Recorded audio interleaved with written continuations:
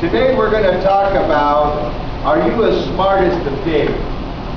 Now, in the Bible, in the book of in the book of Mark, chapter 5, we see a passage of where Jesus had just come over the sea, and when he was coming out of the boat there was a man who had just come out of the tombs, out in the desert. And this man was in chains, and he was, many times he would be bound with shackles and chains because he was full of demons living inside him. And he would even break the chains because he was very strong when this was going on. And he would stay in the mountains and the tombs, and he would be crying out, and he'd be cutting himself with stones. Many people cut themselves with different things today. And but this demon man filled with demons would be cutting himself and all these different things. And when Jesus saw him, the demon said to him that was living in the man, he says, "What do I have to do with Jesus, Son of the Most High God? I implore you by God, do not torment me." And this is what Jesus said to the demons that were living in the man: "Come out of the man, unclean spirit."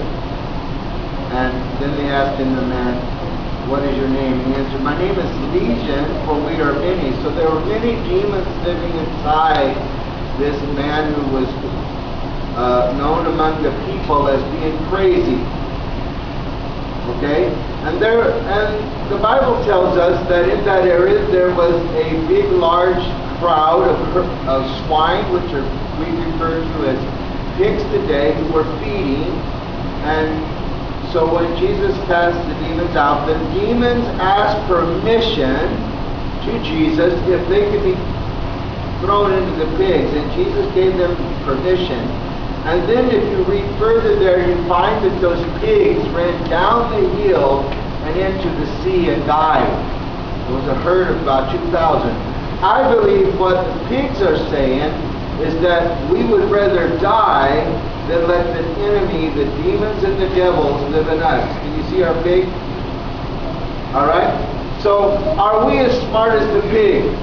Now, today we see people that are part of drugs, but really the word translates in this form.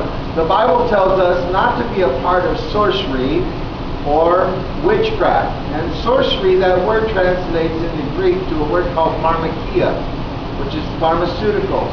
So what it really means is for us to not be a part of drugs.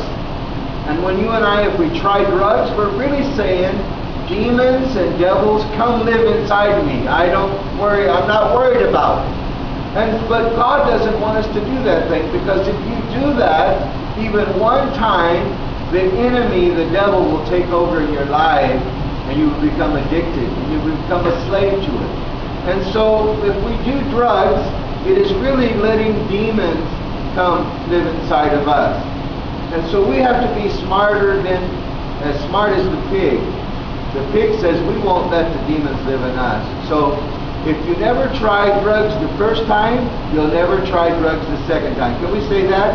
If you don't do drugs the first time, you'll never do drugs the second time. So if you never smoke a marijuana cigarette the first time, you'll never smoke one the second time. So let's remember that, right? Because even people who claim to be your friends will tell you, "Come on, try some drugs. It's fun. It makes you feel good. Or you can do a lot of work and you can get things done." Don't believe them, because it's a lie. And the devil, if we give him a hold by trying drugs, it's actually saying, "I want the demons to come in and live in me." And if we do try them, they will come in and they will take over, until we reach out to Jesus and say, "Jesus, help me." Because the only one that can set people free from drugs and demonic things is Jesus.